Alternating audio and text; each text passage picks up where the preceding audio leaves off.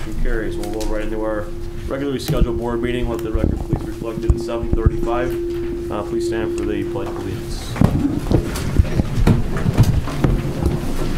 Pledge of Allegiance. To the flag of the United States of America and to the republic for which it stands, one nation, under God, indivisible, with liberty and justice for all. Thank you very much. Madam Clerk, please call the roll. Trustee Yonker. Here.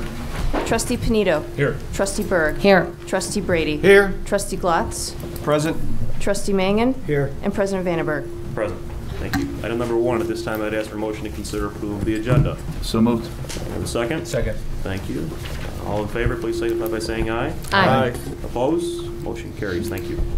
Item number 2, at this time I'd ask for a motion to consider approval of the minutes of the special and regular village board meeting held on October 17, 2017. Is there a motion? So moved. Second.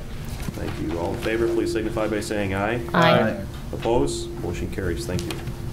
Item 3, I'd ask for a motion to consider approval of the following consent agenda items. Is this moved? So moved. Second. Madam Clerk? Item A, consider resolution number 2017-R-048, approving the submission of a project application to the Illinois Department of Transportation for funding under the Illinois Transportation Enhancement Project's ITEP program. The Village of Tinley Park is the local sponsor and applicant for the eligible ITEP project entitled Tinley Park 80th Avenue Bikeway Addition to the 80th Avenue project, and will utilize its options for a flexible match of up to 20% of the $850,000 in estimated project costs. Item B, consider awarding an equipment lease agreement for the downtown holiday market tent to Party Time of Niles, Illinois, in an amount not to exceed $20,155. Item C, consider request from the VFW Post 2791 to conduct a raffle from November 7th, 2017 through May 28th, 2018, with the winner being drawn on May 28th, 2018 at the VFW. And item D, payment of outstanding bills in the amount of $2,454,343.10 as listed on the vendor board approval report dated October 20th, October 27th, and November 3rd, 2017. Thank you. Any board member like to remove any of these items? Let the record reflect there's none. Please call the roll.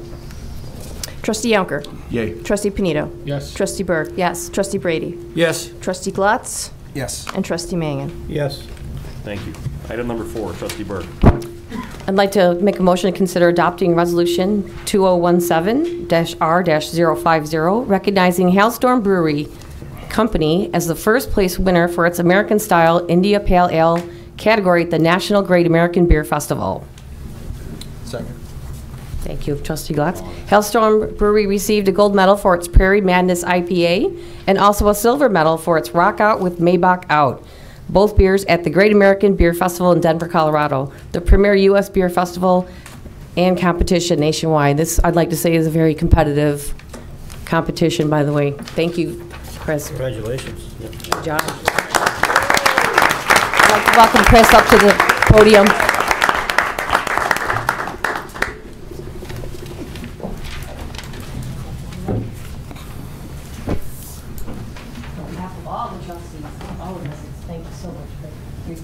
Thank you. Recognizing Hailstorm Brewery Company as the first place winner, American style, India Pale Ale category.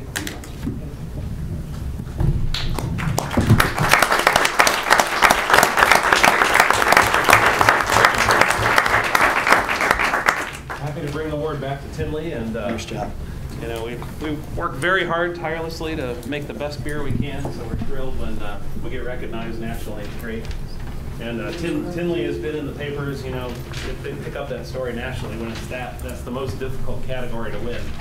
So it's great to see Tinley Park in a newspaper article, you know, from New York to LA. Congrats. Thank you, thank you. Thank you. Appreciate you being here with us. Item number 5, Trustee Brady. Yes, I'd like to have you consider receiving a presentation for the 2017 Tinley Park Wish program. Okay. The discussion is to give Amy Lang will appear on behalf of the Tinley Wish.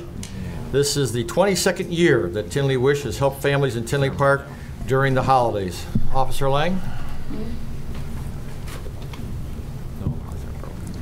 Hello, good evening, everyone. My name is actually Jessica Washwell. I am a board member with Tinley Wish, and I'm going to be representing tonight. I am actually here with Amy Lang, Fred Mont, and Mike Harmon. For those who are not familiar with our program, please allow me just a minute to explain who we are. Tinley Wish began serving the Tinley Park community in 1996 and was created by members of the Tinley Park Police and Fire Departments. Since then, we have helped hundreds of families during the Christmas season who face very difficult situations. Over the years, we have received a lot of support and donations from the community as well as the village staff. For that, we cannot truly thank everyone enough.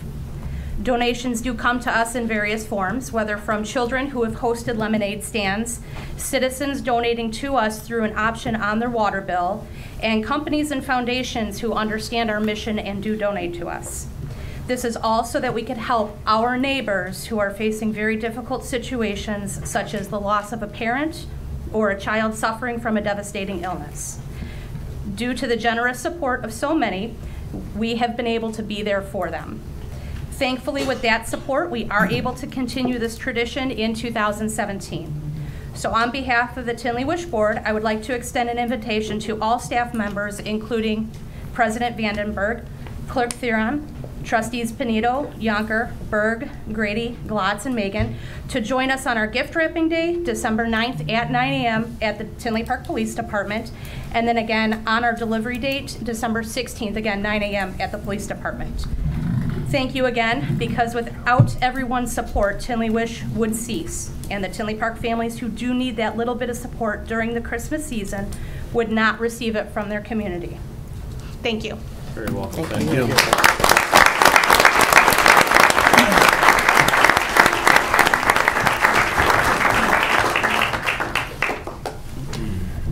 Item 6, Trustee Yonker. Thank you, Mr. Mayor. I'd like to make a motion to consider the appointment of Joe Fitzpatrick to the position of Public Works Water Foreman.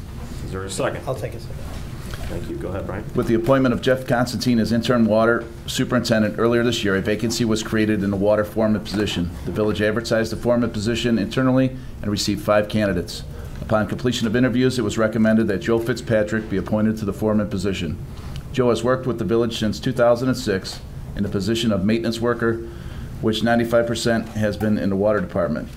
If approved, this promotion will be effective November 8, 2017. I'd like the board to consider the concurring with the recommendation of President Vandenberg to appoint Joe Fitzpatrick to the position of water foreman.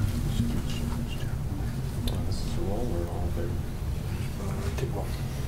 You have a roll call, please. Trustee Yonker. Yay. Trustee Pinedo. Yes. Trustee Berg. Yes. Trustee Brady. Yes. Trustee Glotz. Yes. And Trustee Mangan. Yes. Motion carries. I think Joe's in the audience. Want to stand up? It's like you got some family with you. Congratulations.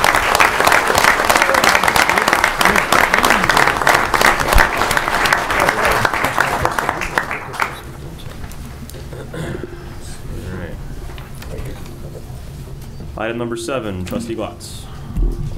Before I read 7, I just want to say something briefly.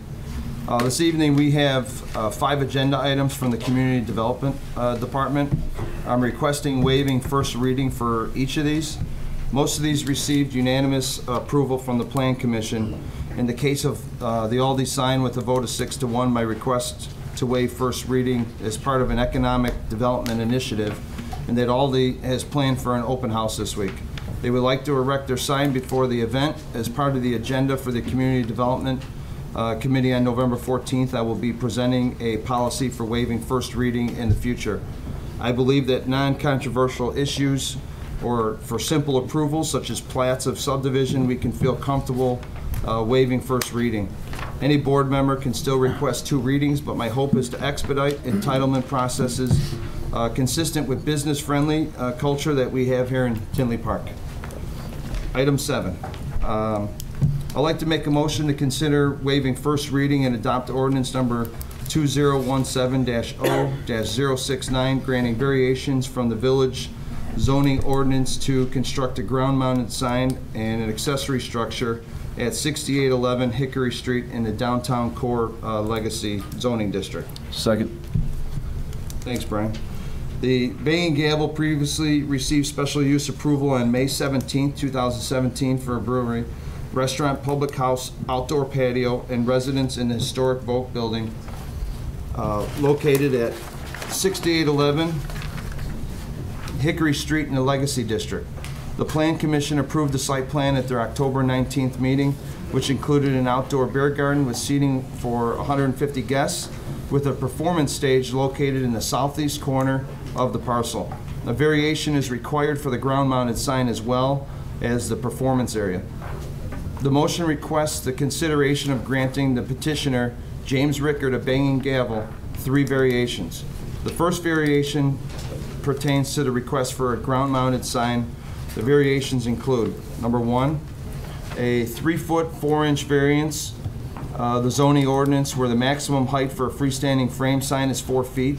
This variance would allow a 7-foot 4-inch tall freestanding frame sign. Number 2, a 9-foot variance from the zoning ordinance where a freestanding frame must be set back 10 feet from the property line. This variance would allow the freestanding frame sign to be set back 1 foot from the north property line. The third variation pertains to a pergola located in the southeast corner of the parcel. This area will provide for entertainment for the outdoor beer garden. The requested variation includes a 13-foot variance of the zoning ordinance where an accessory structure is required to be set back 20 feet from primary street. This variance would allow the pergola at 7-foot setback from the east property line. The Plan Commission held a public hearing on October 19, 2017, and after consideration of the finding of the fact, voted unanimously to approve 7-0 to approve the variations. The request is to waive first reading and adopt ordinance 2017-0-069. Very good. Are there any questions from the board? Any questions or comments from the public regarding this item? Let the record reflect there is none. Please call the roll. Trustee Yonker? Yay. Trustee Panito? Yes. Trustee Berg? Yes. Trustee Brady? Yes. Trustee Glatz? Yes. And Trustee Mangan? Yes.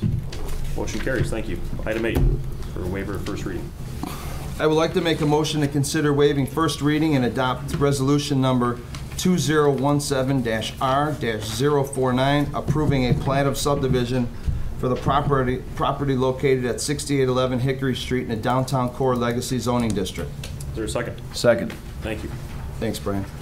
The petitioner, Mr. Jim Rickard of the Banging Gavel Properties LLC, is requesting approval of a plat of subdivision for the property located at 6811 Hickory Street.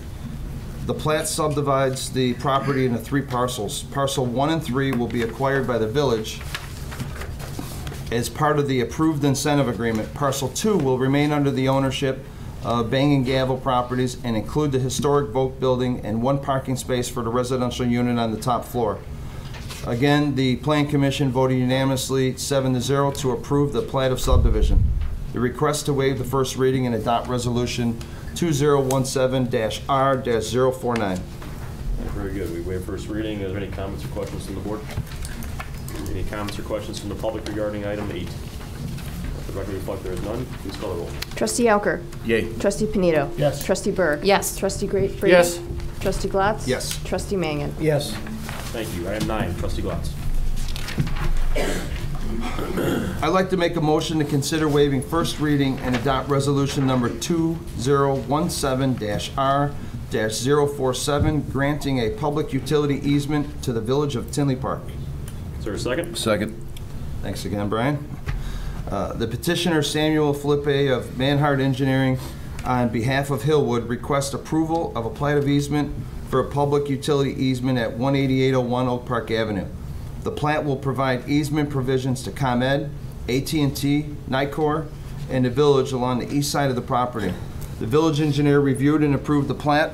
The plat of easement requires approval from the village board. Plan Commission review is not required. The request is to waive the first reading and adopt resolution 2017-R-047. Any comments or questions regarding the plat? Just real quick, these will be underground easements. That's why they're not looking for planning review? Okay. No further questions. Any comments or questions from the public? Let the record reflect there is none. This is a waiver of first reading. Please call the roll. Trustee Yonker? Yay. Trustee Panito? Yes. Trustee Berg? Yes. Trustee Brady? Yes. Trustee Glatz? Yes. Trustee Mangan? Yes. Motion carries. Thank you. Item 10, Trustee Glatz. I'd like to make a motion to consider waiving first reading and adopt ordinance 2017-0-068, granting variations to allow construction of a pavilion in the front yard of the Faith United Presbyterian Church located at 6200 167th Street in the R1 zoning district. Is there a second? Second. Pardon? Thanks, Mr. Brady. The petitioner, Faith United Presbyterian Church, is requesting the following variations. 1, a 10-foot variation from Section 3H1 of the zoning ordinance where the required front yard setback for an accessory structure is 40 feet in the R1 zoning district. 2, a 336 square foot variation from Section 3.1.2b of the zoning ordinance where the maximum floor area for an accessory structure is 720 square feet. These variations will allow the petitioner to construct a 1,056 square foot pavilion at a 30-foot setback from the west property line at 6200 167th Street in the R1 zoning district. The Zoning Board of Appeals held a public hearing on October 26th and voted 4-0 in support of this variation request. The request is to waive first reading and adopt ordinance 2017-0-068. Very good. Any comments or questions from the board? Again, this is a waiver of first reading. Any comments or questions from the public regarding item 10? Let the record reflect there is none. Please call the roll. Trustee Yonker? Yay. Trustee Panito? Yes. Trustee Berg? Yes. Trustee Brady? Yes. Trustee Glatz? Yes. And Trustee Mangan? Yes. Motion carries. Thank you. Item 11, Trustee Glatz. Special use for a substantial deviation Aldi signs. I'd like to make a motion to consider waiving first reading and adopt ordinance 2017-0-071, granting a special use for a substantial deviation from the Park Center Plaza planned unit development to erect wall signs for the Aldi grocery store at 160th and Harlem Avenue in the B3 zoning district. Is there a second? Second. Thank you. Go ahead, Mike. Thanks, Mike. The petitioner, Doyle Signs, on behalf of Aldi, is requesting a special use permit for a substantial deviation from the Park Center Plaza planned unit development to allow for an increase in the size and number of signs allowed for Aldi at 160th and Harlem. The proposed substantial deviation will allow a total of 4 wall signs where the zoning ordinance only allows 1, and a total sign face area for all 4 signs of 180 square feet where the ordinance only allows 114. And a main sign with a height of 12 feet where the ordinance only allows for a maximum of 7. A public hearing was held on October 19th where a vote of 6-1 approving the requested special use. The request is to waive the first reading and adopt ordinance 2017-0-071. Great, thank you. Any comments or questions from the board? Again, as it was stated, this is waiving first reading. Mike, just one thing. Yeah. You said 12 feet, it says 15 feet here. Is it, just to make sure we're on the same page.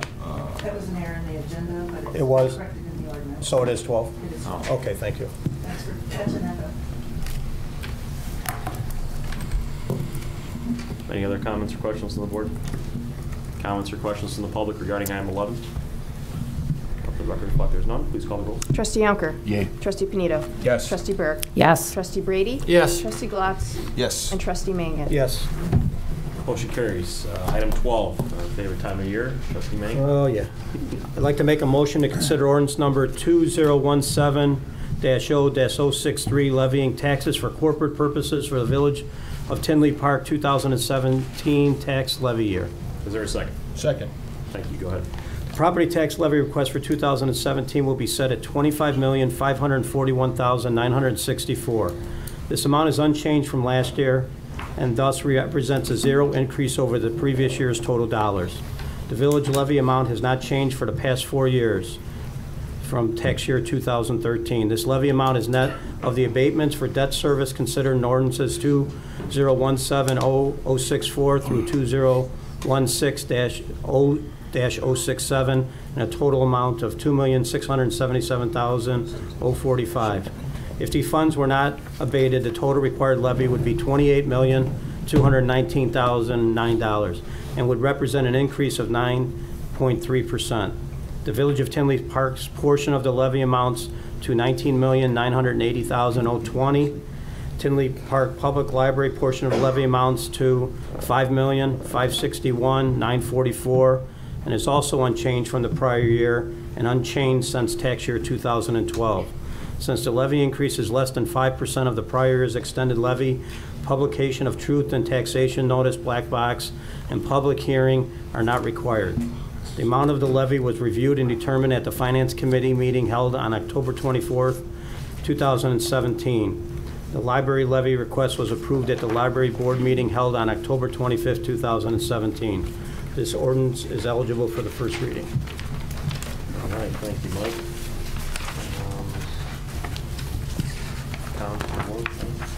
This is the first reading.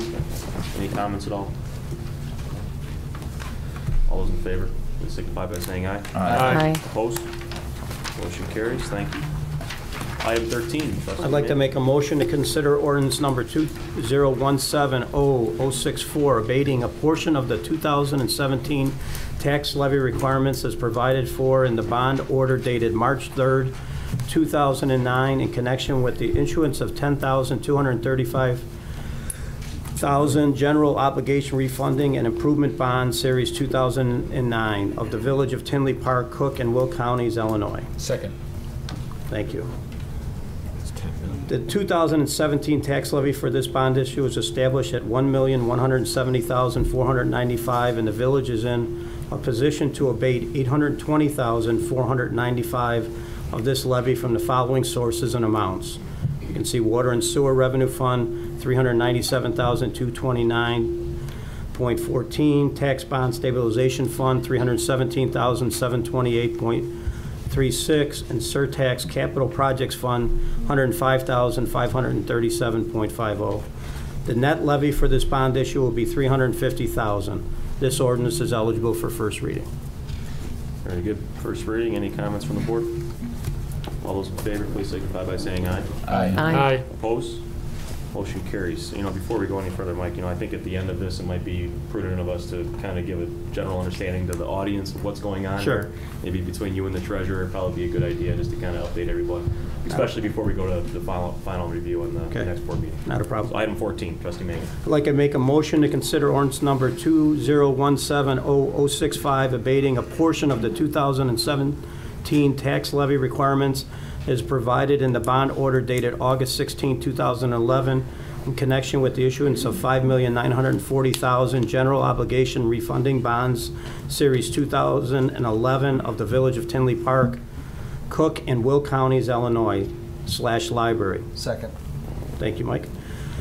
The 2017 tax levy for this bond issued is established at $681,000, and the village is in a position to abate $150,000 of this levy from the village's Surtax Capital Projects Fund.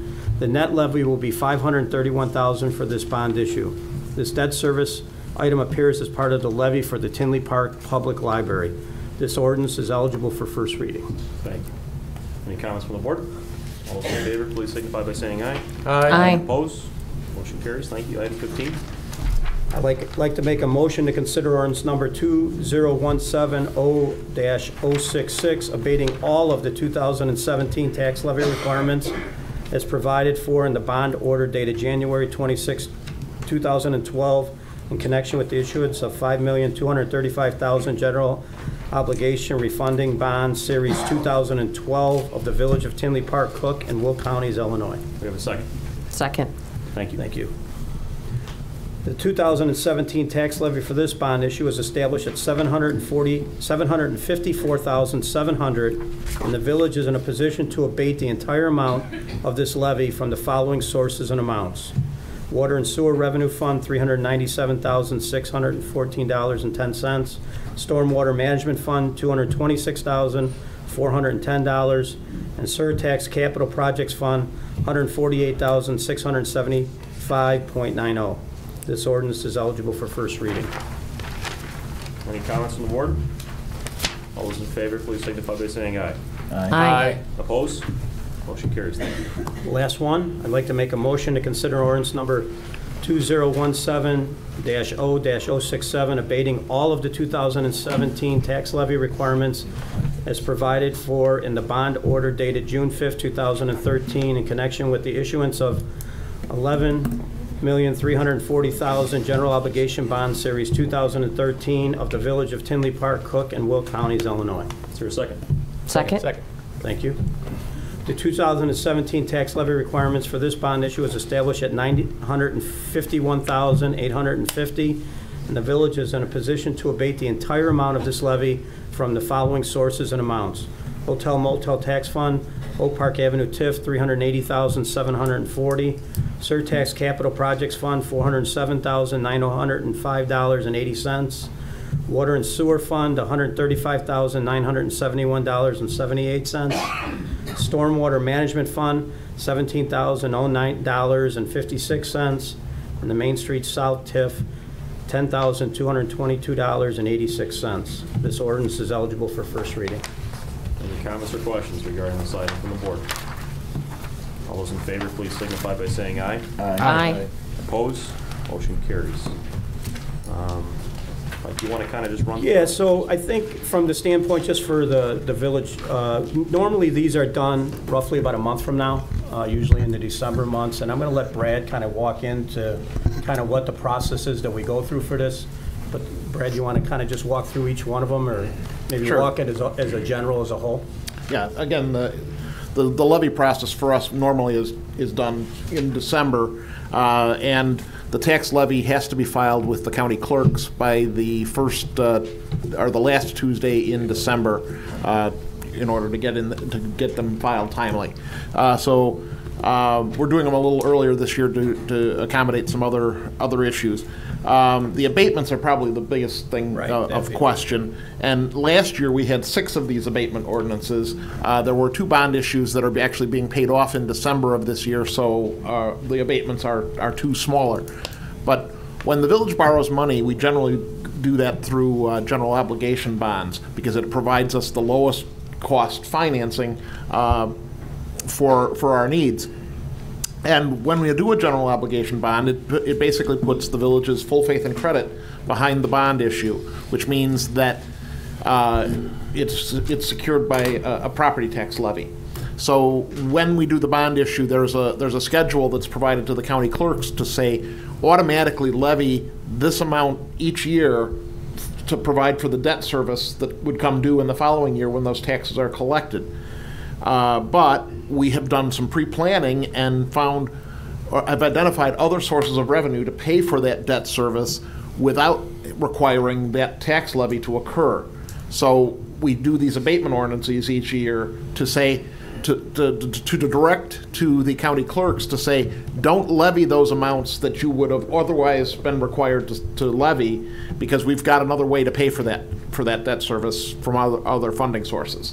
And so these ordinances are basically saying, detailing out and outlining where are we coming up with the money to pay for that debt service, and directing the clerk not to levy those taxes. And just go through a little bit with the library, just to kind of tie into that, since one of those ties to the library. Yes. The library is kind of, as I like to term, is tied at the hip with the village. It is not a library district where it is a completely standalone entity, like a park district or a fire district. It is a public library. It's a municipal library. So under the state statutes, they have their own governing board that controls their day-to-day operations, and they approve their own budgets and their own levies. However, their budgets and levies ultimately flow up to the village and become part of the village's approval process as well. We generally don't dispute their request, but we do. But obviously, the board would have that option to be able to do that. We have a very good working relationship with the library board and administration, and that has not been an issue. And they also do, and likewise, because they're tied at the hip, they don't have their own bonding authority except for through the village. So when bonds were issued to build the new library at 80th Avenue and Timber Drive, those bonds were actually village bonds under the library's name, those bonds were originally issued in 2003, and then because of changing economic conditions in 2011, we found an opportunity to refinance those bonds and get a lower cost of interest. And so we have the 2011 refunding bonds, not dissimilar to refinancing a mortgage on a house. Okay, thanks, Brett. Appreciate it. Thank you. I think that was a good opportunity to kind of explain what we just walked through there. All right, item 17, we see comments from the board and staff. Any comments from the board or staff? I have a few. Sure. First of all, I'd like to welcome Cub Scout Pack 442 from the Tinley Park Community Church. Thanks for coming out and being with us tonight. Another cool thing that's come through the office is, I believe we have a photo on the presentation, from a Tinley Park resident who is currently stationed in Afghanistan, Justin Cook. He recently requested a Tinley Park flag for his dad. He says his dad worked with Staff Sergeant Michael Suter, and throughout his dad's career, whenever he went, he would take the Tinley Park flag, either with him on deployments overseas to honor Sergeant Suter until returning home from his last deployment to Afghanistan in 2016. He was unable to locate the flag recently, so we got another one sent out to his father down south, and we sent a Tinley Park care package to Mr. Cook out in Afghanistan. So we're going to keep tabs on when he'll be returning home. Citizen Karen Tabola wrote to me asking for a Tinley Park flag that her son could take with him to Germany. She wanted a smaller sized flag, and I know there's been a flag that's been featured in the local media. It's a smaller sized flag of Tinley Park that was obtained from the Tinley Park Historical Society that travels around the world. So Laura Gadet had some smaller flags made, and we'll be presenting one to Ms. Tabola to give to her son to take to Germany. And we'll see how many miles we can log on this flag. The idea is to bring it back and then send it out with a new traveler and see how many miles it can travel. So we'll be giving that to Ms. Tabola tomorrow. Great. Clerk? Oh, I have, on a less positive note, some of you may have noticed we had a service interruption. The service provider GovQA that manages our public archive and FOIA system launched an update that severely disabled our service online. You were, in terms of FOIAs and past to present, you could only see the reference number and a brief description. Files were not accessible. The name of the requester was not accessible. I have been informed that I'll be given an update tomorrow and that service will be restored soon. Very good. Thank you for the updates. Anybody else? Item 18, receive comments from the public.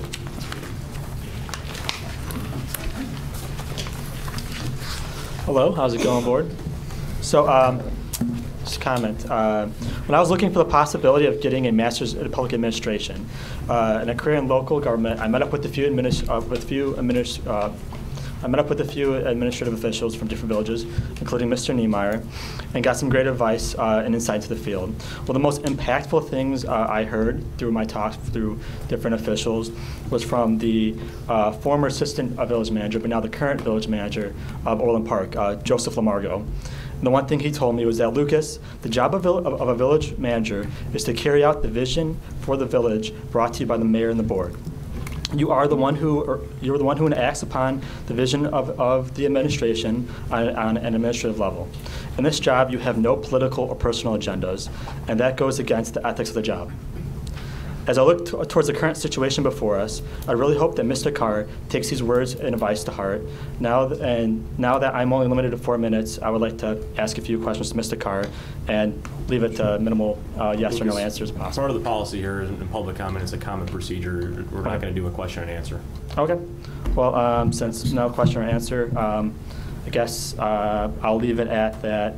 I'd really hope that some people within the administration would stop stonewalling and stop being Tinley Park deep state and do their job. Thank you. Thank you, Lucas. In regards to What was not on the agenda tonight is going to be the topic of what I'm going to speak about now.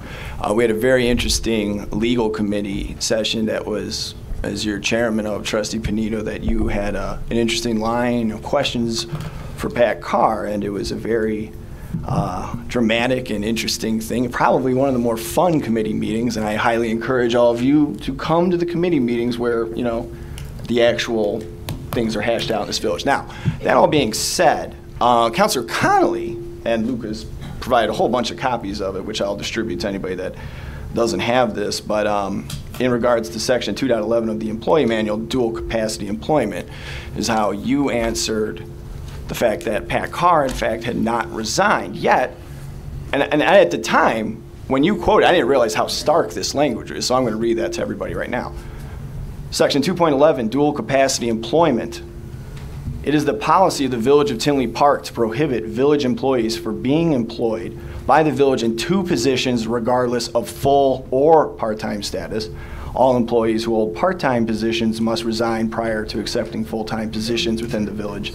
Exceptions to this policy may only be granted by the recommendation of the village manager with the consent of the board. That's all of you. Now, when I remember when Pat Carr was appointed, I don't recall any special exception being asked for by you, Village Manager Niemeyer. I do not remember in the writing of when he was appointed to Assistant Village Manager that the board have to make any kind of exception for anything that was requested by you. I don't recall that, if memory serves. Councilor Connolly, do you recall that any exception was being asked of during that, or did anything go before the board at some point? We haven't had tonight. I know we'll be discussing this appointment along with others in executive session tonight. At the following executive session? So that being the case, strike my request for Part D of the previous session. So now we know we're talking about that at the following session. I have to admit, I am disappointed that this discussion wasn't had out in the open. I really enjoyed the fact that, you know, whatever your take is on the matter, Trustee Panito, that you had it in an open forum. And I think it's something that should be hashed out. My thing is that it's my opinion that according to this, that a resignation should have occurred on the previous position of Mr. Carr, and then he accept a full-time, you know, just because the code is the code. And if there's one thing that we've learned from my good friend Paul over there, is the code is, in fact, the code. And we go by the code. And sometimes we don't like the code. Let me tell you something. I don't like the fact that the Tinley Park Park District doesn't let me kayak on Structure 32, but you don't see me kayaking out there because I follow the rules. And I expect the people up here to follow the rules, and I expect everybody up there to make sure that the people here are following the rules. That's your job. You watch them, and we watch you. That's how this breaks down. And it's actually really cool because if you do go into the employee manual, it shows, and I love in the org chart, that the citizens, in fact, are on the top, and then you, the board, and then it watches over you, Mr. Niemeyer, and then on down. Because that's how it works. We watch you, you're the watchman and the watch lady of this. That's how it works. That's how we keep check on each other. So I am glad that it's still going to be discussed. I would have appreciated had it been in a more open forum, perhaps like either another committee meeting or in a committee of the whole. But I hope that this is resolved one way or the other in your secret session tonight. Just two things Sure. I want to say. One is Mr. Carr did have both jobs for 5 months prior to the appointment, so it was kind of that being implied said, it it's was still the policy here that he wasn't supposed to, so there was a Second, breakdown in the process. That's not an ordinance, that's the personnel manual. Generally speaking, most businesses don't want somebody doing 2 jobs at the same time, but And I don't believe he was paid to do that job either. No, I didn't. Did I say that? No. Okay. Thank you. Mr. Brady, are you in charge of public safety? Yes. Can you Not give me in charge, but I'm the Trustee chairman. Everett, can you give me an update on the cameras? Yes, they're being worked on. I mean, since the last meeting, that's what I heard last meeting. Is there any change from the? It's on the next committee. I'm sorry, Mr. Niemeyer. Should you know that as a trustee? I mean, I'm hoping that somebody's taking this serious, and you are the trustee. Absolutely, it's been taken serious. But again, But I don't understand why Mr. Niemeyer just had to tell you that. I'm confused. I mean, do you know what is going on in it? Was it? Once again, public comment. I'll listen to what you have to say. I was asking if you had an update on the cameras, is what my question was. Yes. Can you, I'm sorry, yes? You can't tell me what the update is? Later we can tell you. This is a public comment. This is not question and answer. Seriously, so as a resident who's coming here, asking about the safety of our village, It's being worked on. All I can say, it's in the process. It's in the progress. Is this how you expected to react to people? Is this how you really are going to act to people who are asking a question for an update? There are so many, to get into it all with permits, second with the state, to work with the county. Is there a date that maybe these cameras will be installed? That I do not know. Is it within the month? Is it 6 months? So now we're just going to stare at us? We don't going to respond to the residents when we come up? So what's the point of having 4 minutes? If you'd like a full detailed report, I'm sure one of the staff members would be No, willing I'm to give asking it the to you. trustee that's responsible. I want to feel that the trustees that asked us to vote for them are understanding, have the best knowledge of Am what's I going on. talking to the president of the company that's going to put them up? No, I did not talk to the president or his workers. No, I did not. Okay? So you don't really know? Or, is that, I couldn't give you a date. I can't tell you a date to be there for a ribbon cutting ceremony. I couldn't give you that date, no. I'm not really caring about a ribbon cutting ceremony. I just want the cameras to be up so I So can do feel we. a little better. So do we. That's why You're we not voted making for me it. feel any better. Hey, John, do you have an update on that or no? Yes. Could you give John? us one, please? We try not to have staff members answer questions. Sorry. As of this week, I got some draft specifications and details for the intersection of 183rd and Harlem. I did send them back for some comments. Obviously, I'm trying to get the most equipment and material for the cost that we're paying for them. And I'm waiting for the reply back to my red line comments on their details and specifications. So I'd like to believe we're going to start breaking ground on that in the next few weeks here. I'm trying to beat the weather on having frozen ground on this project.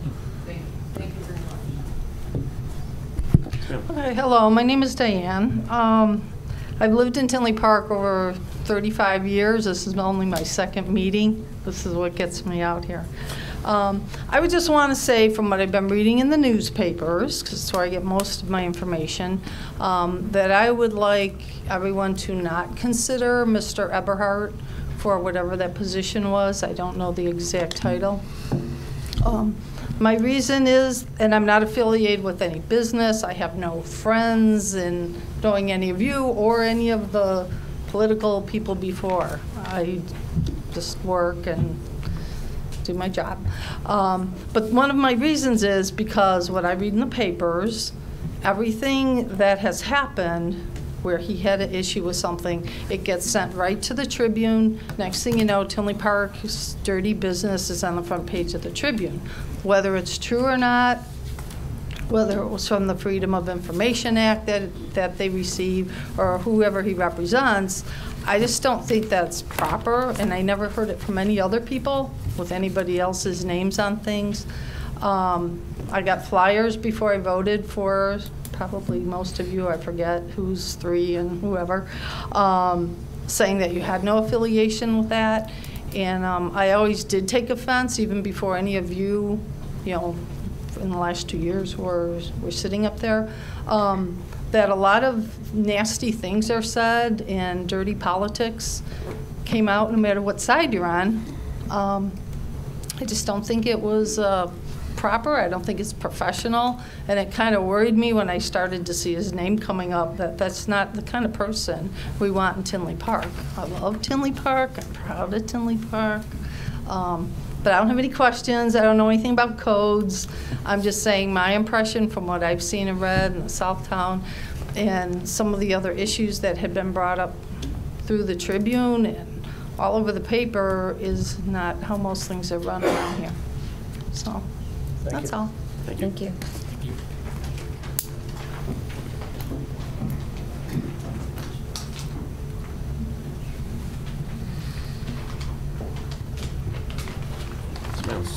Mr. Mayor, first I'd like to thank you for your phone call over the weekend. It spoke volumes for your character, and I did appreciate it. But unfortunately, it didn't make up for the invasion of privacy and the danger of the posting of my private information on the village website. I'm not sure if everybody's aware of it. I think the public needs to be aware of that. On last Thursday morning, I filed an ethics complaint against our clerk and trustee Glatz. And by Thursday night, and I'm not sure how long it was posted on the website, all of my personal information, my name, my address, my phone number, everything was put out there. Although there were other complaints on that website, ethics complaint, where it was redacted out. I called the police that evening to find out what was going on and wanted it taken down. I was told that it would be taken down by morning. I demanded that it be taken down immediately. I requested that the mayor be called because I informed them all that there will be a lawsuit as a result of this, that it was an invasion of my privacy.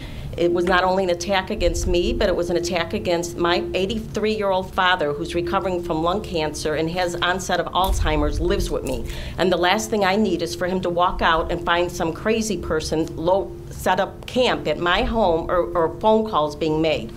I did not appreciate, I don't know if, Mr. Mayor, there is some policy that you're not to be informed about that, but I clearly made it that there will be a lawsuit filed, and that I felt that you, as the mayor, should make that decision.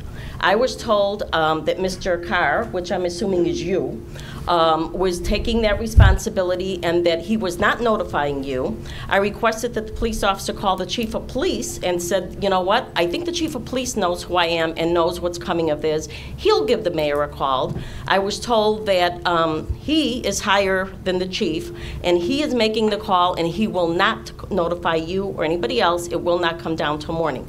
Now my question is, a village in this size did not have the capabilities of somebody first taking that down, probably from their home, but the last time that somebody attacked me and my family, because I feel this is a personal attack not only against me but of my family, this village was sued and paid probably around close to $100,000 in federal court. I won, and that was without me asking for any compensation. That's going to happen again. You're responsible, and you're responsible for it. And I think it's appalling that they left me hanging out there and let this go on. And I don't understand why. First of all, if he's our village manager or the deputy village manager, I think he made a very poor decision. Instead of sending somebody, even if you couldn't do it from your home, send somebody to the village hall and pay them 2 hours of comp time to take that down instead of having the village opening them up for a lawsuit. I'm not sure who you thought you were at that moment, but when you attack me and you attack my family, look out. Thank you.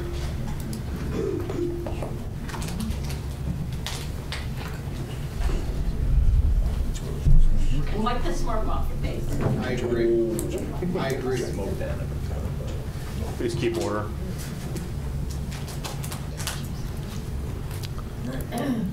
You know, some things really stink around here, like 175th and Ridgeland stinky.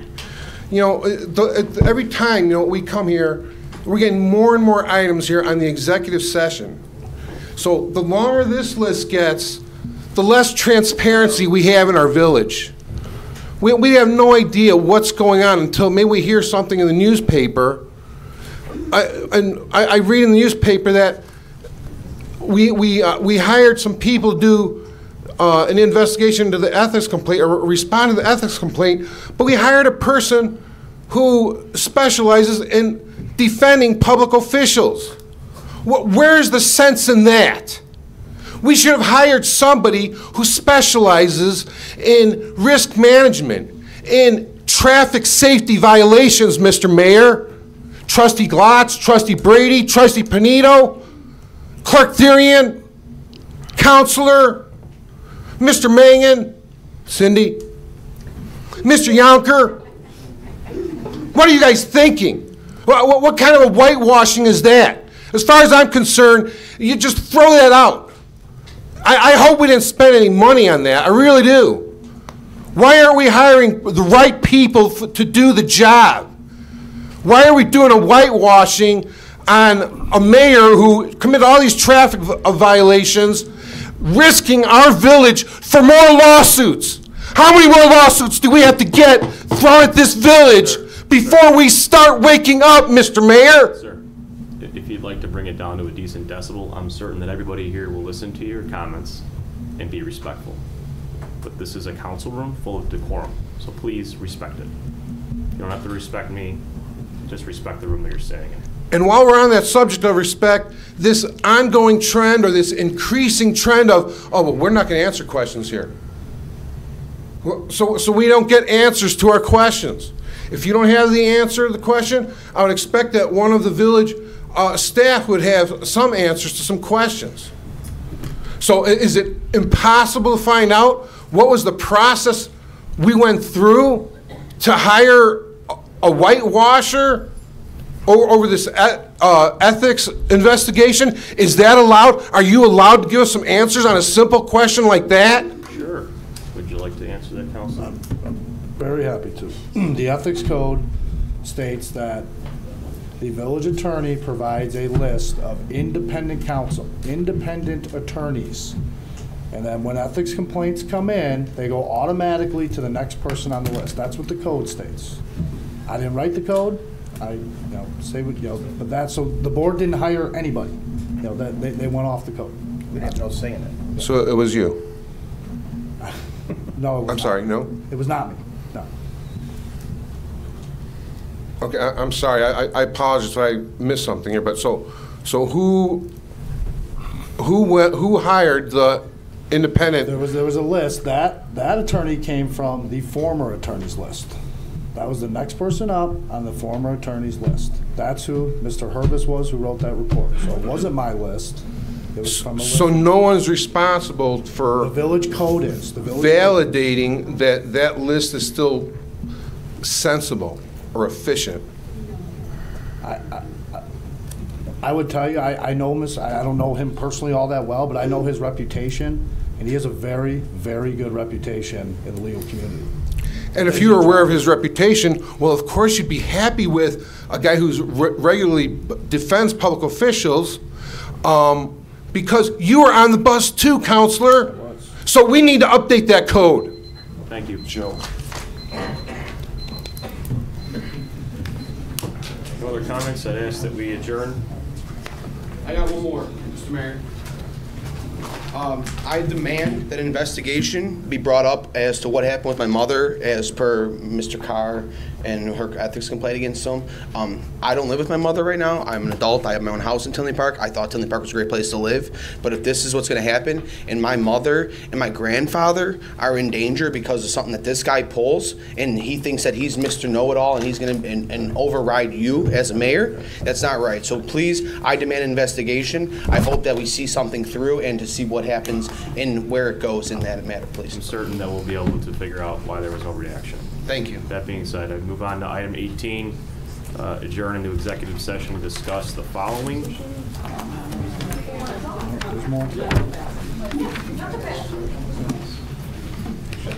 The board.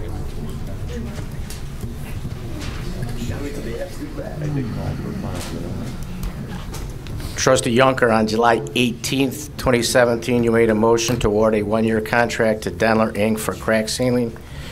Once again, you violated state statute 50 ILCS 105/0.01. This is the second time you violated state statute. Denler, Inc. donated $1,000 to Citizens for Brian Juncker.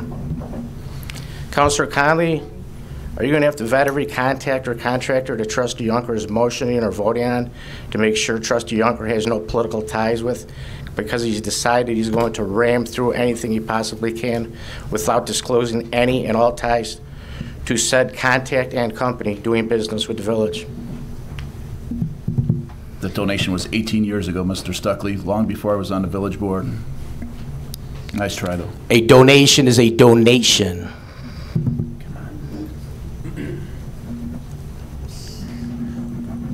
Mayor Vandenberg, on February 2nd, 2017, in an email to one of your donors to a concerned citizen at Tinley Park, you wrote to David Denler, "That all being said, let's look at our calendars and schedule some time to grab a sandwich and hammer this development out." What development were you referring to, Mayor Vandenberg? Why did David Denler want to meet with you outside of Tinley Park in a place with a private room all the way out in Bolingbrook? Mayor Vandenberg, you stated to me, if that's your perception, it was facts that you did everything wrong that I stated you did. The attorney made it very clear that what you did was out of his scope for an ethics complaint, but could be forwarded to the state's attorney for a criminal case.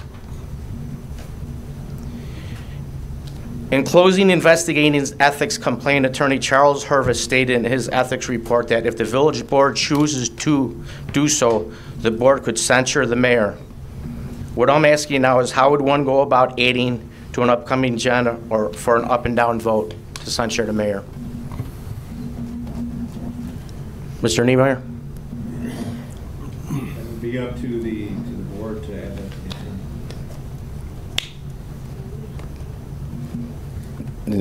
In like closed door meeting, or? I answered the question. That would be up to the board. Okay.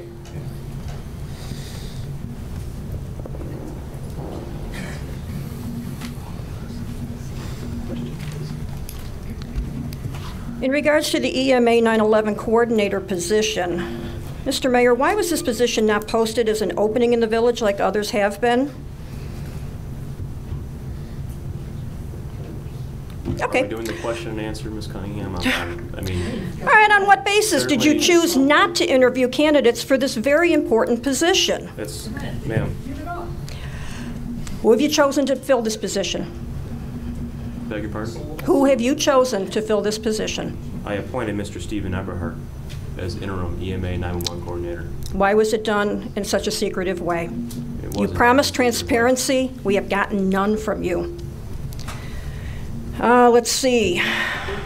In a memo that you wrote on October 19th, furthermore, it is the belief of this office that the appointment of Mr. Carr to AVM, he has now vacated the position of EMA 911 coordinator. That being said, he is absent from the position. Did you confirm with legal that that was a true statement? Yes. Or is that just your opinion? No, that was confirmed. Upon receiving 2 letters of interest, I appoint Mr. Stephen Eberhardt to the position of interim EMA 911 coordinator. Who were these 2 letters of interest from and who saw them on the board besides yourself? Well, nobody from the board probably saw them because it's my appointment, but I received one from Steve Eberhardt and Steve Vick. Mr. Eberhardt has been further dedicated to this village and its taxpayers since becoming active in watchdog-type activities. By many accounts, Mr. Eberhardt has cost the village the most dollars in FOIA requests. How is that being active and also any type of, duty to the village? And you also stated that he will have immediate duties and other such projects as situations dictate that I and the board determine necessary. What other projects are there that you would assign to him, just basically willy-nilly? And is he going to close his law practice? Because I feel that would be a conflict of interest. According to an email on August 22nd regarding Mr. Eberhardt, since 2012, he has only been to 8 meetings, 2 training events, and he has only called in for roll call, called in 84 times. Nothing for call out or events. He's done nothing to warrant that appointment. Further, I would like to know, Renee Tanner, she's a clerk in the Public Works Department, has now been appointed new part-time business development director. Based on what qualifications? Sure, I won't get an answer. Mr. Connolly, you stated that there's a list and the next available attorney comes up. The gentleman who did the ethics complaint against Mr. Vandenberg, what was his name? Charles Hervis. He was also the one who investigated the ethics complaint against former Mayor Seaman. That's right. He should not have been the next one to come up on the list. If you said it's a rotating list, how is it that he got 2 in a row? Excuse me, pardon me. The board. Some more. Ms. Cunningham, to answer your question at the end there, the ethics complaint was discussed in a closed session. I was not present, but just having that done one myself, I do realize the board picked out the attorney off of the list, so it wasn't just like it was picked out by the counselor sitting to my right. Just for your information. You just contradicted what he said. No, I did not. There was a list provided to the board. You go down the list. The board says, yes, that's the one. The very next one. Well, the very next one was the one that just did the previous. Well, apparently not. Thank you. Yeah.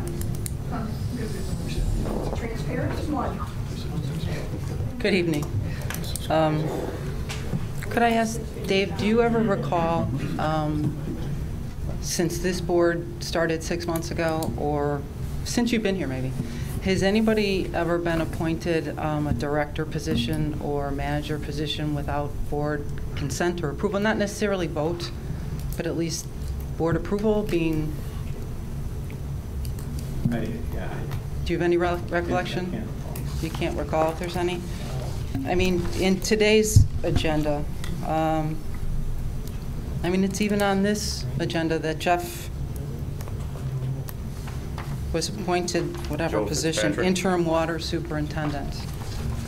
And that's in front of the board. I don't care who it is, it's the process for me. It's the process of being open and honest and transparent. You know, and I applaud you, Trustee Panito, for what you did at the committee meeting. Thank you. And I actually took our code to 2 very, very good friends that are attorneys that work in municipal government, and both called bogus. Emergency only. It's the only way it can be done the way you're trying to do it. So 3 against 1. Sorry, Pat. But I just, again, it's the process for me. And unfortunately, the process is reminiscent of Buckeye. Some of you who sat on that board accused an employee of trying to circumvent the entire board and take away your voice, and your vote, and your opinion. And this is very reminiscent of that exact situation that you are going around the board. What happened to you, or what you said happened to you, is what you're doing to them. The very word trustee means trust. We voted for you. We trust you to make the right decisions, to be our voices. With this, you're not. It's taken away. It's time to take a stand.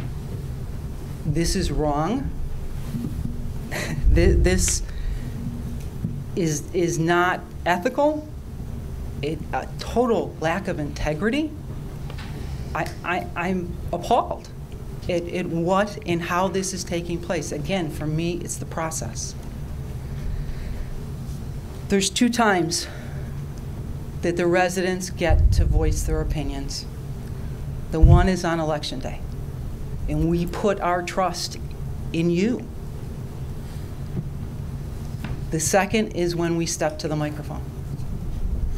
And over the last 21 months, hundreds of us have stood up here, given our opinions, told you our ideas, made suggestions. I know you hear us. I know you do. But are you listening? I'm baffled by what is taking place in this village. And I know most of you know. Before 6 months, I was up here all the time, and I was fighting tooth and nail to make changes. And I thought we had made positive changes. And I'm scared for this village, I'll be perfectly honest with you. So what I'm asking is not just to hear us, but to listen to what we are saying. Vote with integrity, vote with honesty, and vote with transparency.